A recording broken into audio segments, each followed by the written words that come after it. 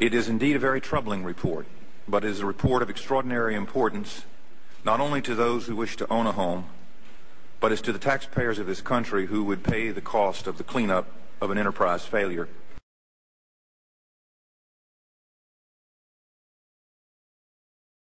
The analysis makes clear that more resources must be brought to bear to ensure the highest standards of conduct are not only required, but more importantly, they are actually met.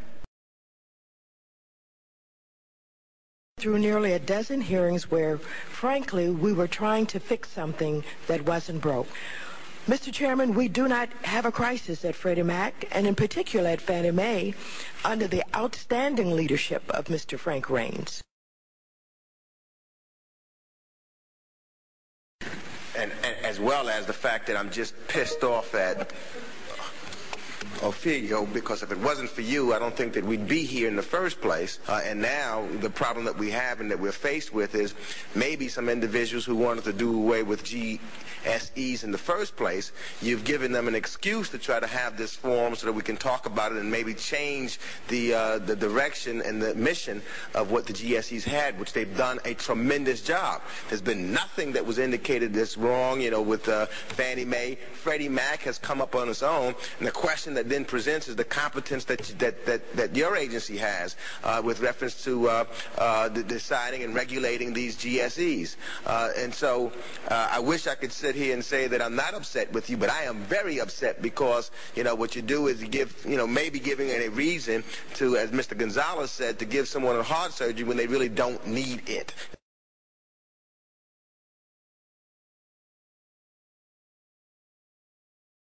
In addition to our important oversight role in this committee, I hope that we will move swiftly to create a new regulatory structure for Fannie Mae, for Freddie Mac, and the Federal Home Loan Banks.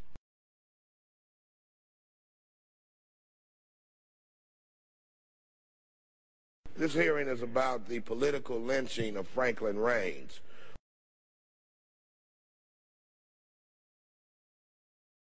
There is a very simple solution. Congress must create a new regulator with powers at least equal to those of other financial regulators, such as the OCC or the Federal Reserve.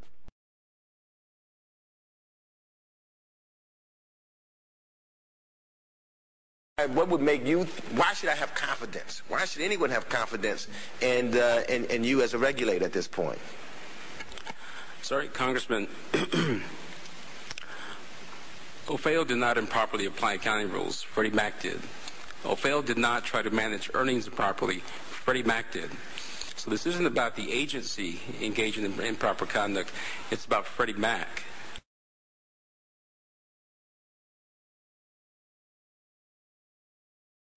And we passed Sarbanes-Oxley, which was a very tough response to that. And then I realized that Fannie Mae and Freddie Mac wouldn't even come under it. They weren't under the 34 Act. They weren't under the 33 Act. They play by their own rules, and I'm tempted to ask how many people in this room are in the payroll of Fannie Mae, because what they do is they basically hire every lobbyist they can possibly hire. They hire some people to lobby, and they hire some people not to lobby so that the opposition can't hire them.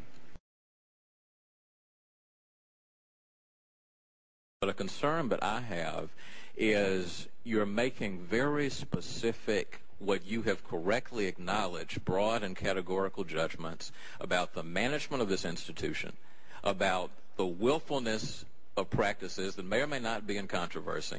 You've imputed various motives to the people running the organization. You went to the board and put a 48-hour ultimatum on them without having any specific regulatory authority to put that kind of ultimatum on them. That sounds like some kind of an invisible line has been crossed. Fannie Mae has manipulated, in my judgment, OFAO for years. And for OFAO to finally come out with a report, as strong as it is, tells me that's got to be the minimum, not the maximum. Etc. You seem to be saying, well, these are in areas which could raise safety and soundness problems. I don't see anything in your report that raises safety and soundness problems.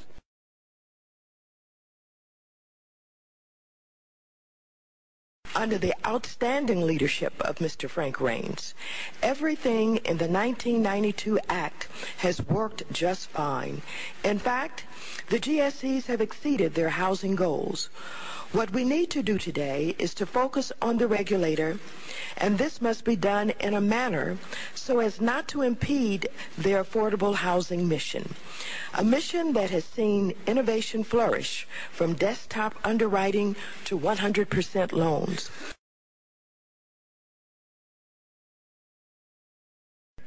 I find this to be inconsistent and a rush to judgment. I get the feeling that the markets are not worried about the safety and soundness of Fannie Mae, as Opheo says that it is, but of course the markets are not political. But I have seen nothing in here that suggests that the safety and soundness are at issue, and I think it serves us badly to raise safety and soundness as a kind of a general shibboleth when it does not seem to me to be an issue. Mr. Raines, $1.1 million bonus on a $526,000 salary. Jamie Gorelick, $779,000 bonus on a salary of $567,000. And this is what you stated on page 11 is nothing less than staggering. The 1998 earnings per share number turned out to be $3.23 and 9 mils. A result that Fannie Mae met the EPS maximum payout goal right down to the penny. Fannie Mae understood the rules and simply chose not to follow them. That if Fannie Mae had followed the practices, there wouldn't have been a bonus that year.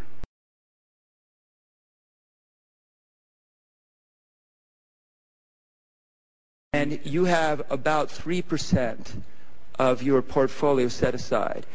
If a bank gets below 4%, they are in deep trouble. So I just want you to explain to me why I shouldn't be satisfied with 3%. Because banks there aren't any banks who only have multifamily and single-family loans.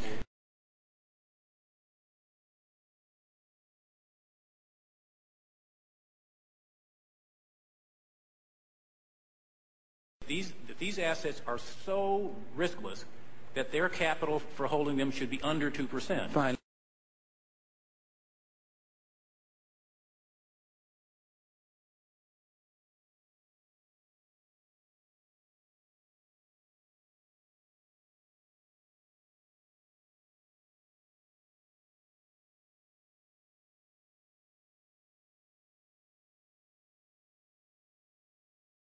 I think the responsibility that the Democrats have may rest more in resisting any efforts by Republicans in the Congress or by me when I was president to put some standards and tighten up a little on Fannie Mae and Freddie Mac.